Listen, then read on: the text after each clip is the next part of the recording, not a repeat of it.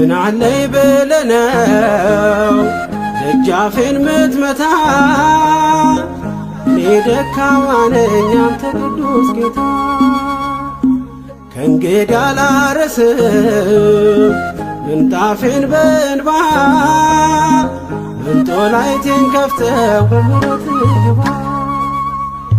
ኃጢአተኛው ድንኳን ቅዱስ ቆመሃል።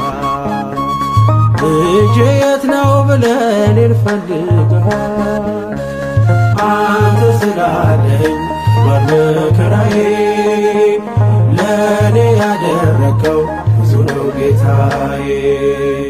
አንተ ስላለኝ መከራዬ ለእኔ ያደረከው ብዙ ነው ጌታዬ።